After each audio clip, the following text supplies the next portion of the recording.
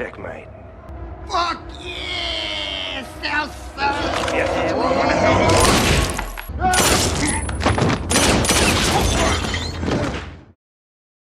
Some people say chess is a noble game, a battle of minds and strategy. But in truth, chess can be cruel. Every piece on the board is created with a purpose, and that purpose is simple: to destroy the others. From the very start, they are destined to kill or be sacrificed. It is a silent war disguised as a game. We then see a man named Abe, calmly playing chess at a small table. At first glance, he looks like an ordinary gentleman enjoying a match. But Abe is no ordinary man. He is the ruthless crime boss who controls the entire Eastern Territory. Sitting across from him is Frankie, another feared gangster who rules the West. Both men are violent, unpredictable, and known for their brutality. Yet here they are, smiling over a chessboard, as if the game is nothing more than a friendly pastime. The next morning, the scene shifts. Abe is fast asleep when his young daughter shakes him awake. Now we see a different side of him. Abe is a husband and a father, and he loves his family more than anything. At home, he is warm, gentle, and nothing like the terrifying boss feared on the streets. Their family seems peaceful and happy, far from the bloody world Abe truly lives in. After a shower, Abe joins them for breakfast and makes himself a cup of coffee, proudly brewed by his own hands. He tells his wife that everyone would love his coffee, because he believes it tastes amazing. She laughs and teases him, saying it tastes just like cheap instant coffee from a corner shop. Their daughter then asks for permission to stay at her grandmother's house for the night. Abe agrees, reminding her not to forget her homework. And this is the beginning of his downfall. This is Kane. Soon after, Abe steps outside where his driver Benjamin is already waiting. Back inside the house, Abe's wife notices something on the floor, a bottle of Abe's bipolar medication, accidentally left behind. Outside, Abe hands Benjamin a cup of the same coffee he brewed. Benjamin takes a sip, and Abe eagerly asks for his opinion. The driver smiles and says it tastes great, which instantly makes Abe proud and happy. But as they begin to head out, Benjamin adds one more comment, saying it is great, especially for instant coffee. On the other side of town, a police car quietly tails Abe and Benjamin. At this point, they seem used to it. Being followed is nothing new for men like them. After a while, Abe grows tired of the shadow behind them and calmly tells Benjamin to lose the police. Without hesitation, Benjamin agrees. When the traffic light turns red, Benjamin suddenly makes a sharp right turn.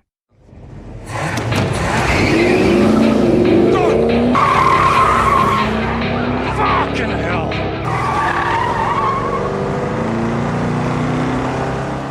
The police, caught off guard, drive straight through and lose sight of them. With the car now clear, Abe begins talking about his plans for the evening. He has a meeting with Frankie, the boss of the Western Territory. Abe is furious, because Frankie has crossed the line and started interfering in the East, Abe's domain. Abe then tries calling a man named Richard, the one who handles money laundering for his organization. But strangely, Richard refuses to pick up, even though Abe just paid him. The longer the phone rings, the angrier Abe becomes. By the time he hangs up, Abe has made up his mind: Richard must be eliminated. Abe meets his white-bearded right hand and hands over an envelope. Inside is everything they need to track Richard. Abe gives a simple order: deliver this to apartment number 23 at exactly 3 in the afternoon. 30 minutes later, we shift to another man, Kane, a brutal enforcer known for his merciless way of killing targets. He spends his morning training, pounding away at a punching bag with deadly precision.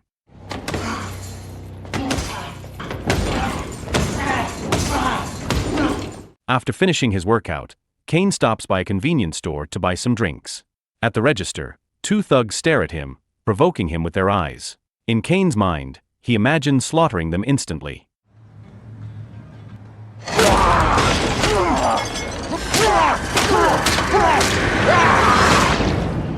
But in reality, he stays calm. Two police officers have just walked in, and Kane knows this is not the time. Shortly after, Kane arrives at his apartment building. A neighbor tries to provoke him, but because a woman is standing nearby, Kane controls himself and walks away. Inside his room, he unpacks, settles in, and heads for the shower. Elsewhere, Abe's right hand approaches Kane's door.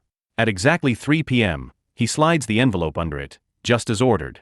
Fresh from his shower, Kane notices the envelope, picks it up, and relaxes in front of the TV. The news is broadcasting a violent attack from the night before.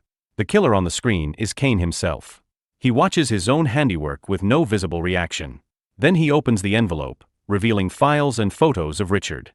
Kane immediately understands. Richard is his next target. Now we cut to Richard. He is at home with his pregnant wife. His phone rings, and without even looking, Richard knows it must be Abe. He rejects the call. Soon, Richard heads to the shower, claiming that he has an important client meeting. Meanwhile, his wife is in the kitchen preparing a meal when she hears a message notification. Curious, she checks Richard's phone. What she finds is not a work email but a chat with another woman. Richard is not meeting a client, he is meeting someone else. A few moments later, Richard steps out and lies to her, saying she should not wait for him because the meeting will run late into the night. Richard leaves the house, unaware his wife quietly follows from a distance. Unseen by them both, Kane tails Richard's car, moving like a shadow. Inside his vehicle, Richard calls the woman he is about to meet, and their conversation turns soft and intimate. The woman admits she feels guilty, because Richard's wife is heavily pregnant. Richard soothes her, insisting their affair will never be discovered. Meanwhile, Richard's wife keeps calling her sister Kelly, but Kelly is busy at first. After several attempts, Kelly finally answers, and her sister breaks down, saying Richard is meeting another woman, and she does not know what to do while she is so far along in her pregnancy. Kelly tells her to hold on, then makes a call of her own. It turns out Kelly herself is the woman Richard planned to meet. Shocked, Kelly begs Richard not to come tonight. I'm in the car and I'm following Richard. I think Richard's having an affair. With who? I don't know. I've actually got another call coming through. Deal with it, get back to me. Okay, babe. Yeah, he's turning into this car park. Can he see you? I'll have to call you back, okay? Instead of listening, Richard goes to a basement meeting place. Kane stays on him, patient and relentless.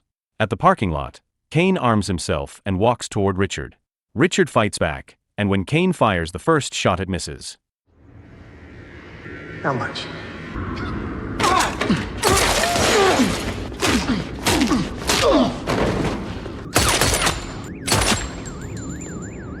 In a cruel twist, that stray bullet hits Richard's wife, who was following him.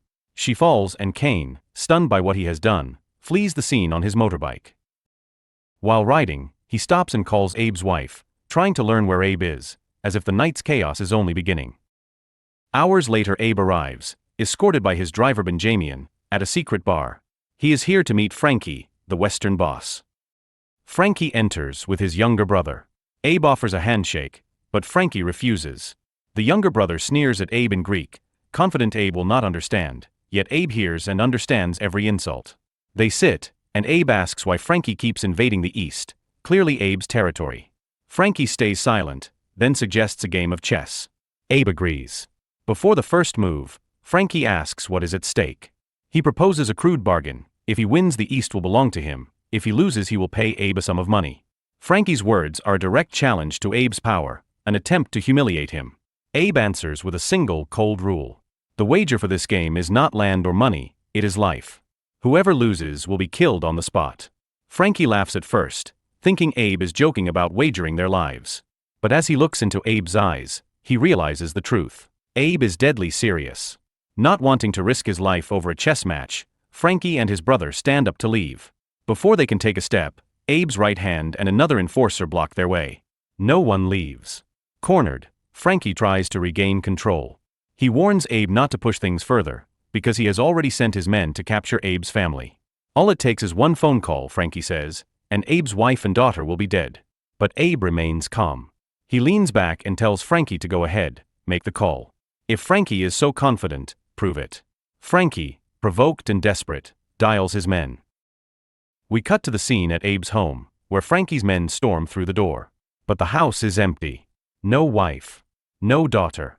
Just a small box sitting on the floor. When they open it, the entire house explodes. What's in the box?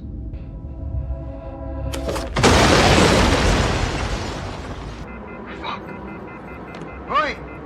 Abe had planned this from the start, moving his family and planting a bomb long before anyone arrived.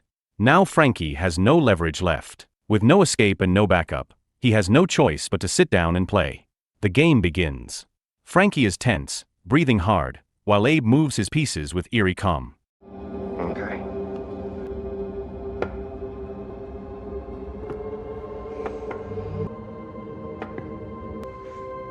Frankie.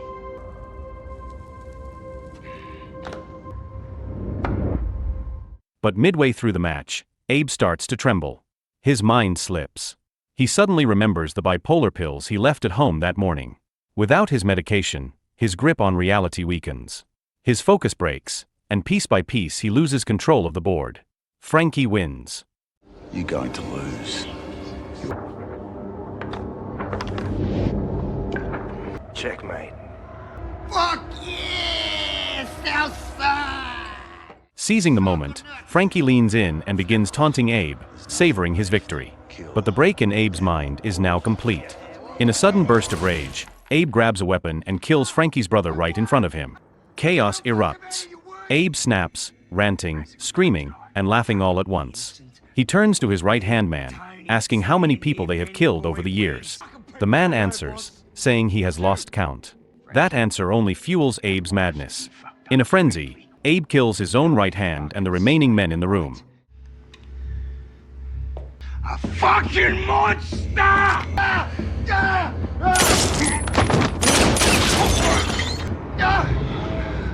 Benjamian, Abe's driver, can only watch. He realizes what has happened. Abe has lost himself. His other personality has taken over completely. In that moment, Kane enters the room, pointing a gun at Frankie. Without hesitation, Kane executes him. Today's a good day to die, Frank. He then turns to Benjamian, saying the people in this room deserve their fate. Kane hands him a pistol and suggests they toast to their bloody night. When Benjamian refuses, Kane points his gun at him and starts counting to 3. If Benjamian will not shoot first, Kane will. It is here the truth is fully revealed. Kane is Abe. Abe has a second personality, a cold and ruthless killer living inside him. Without his medication, Kane has taken full control. With no other choice, Benjamian fires first on the count of 2, killing Abe before Kane can pull the trigger. 1, 2.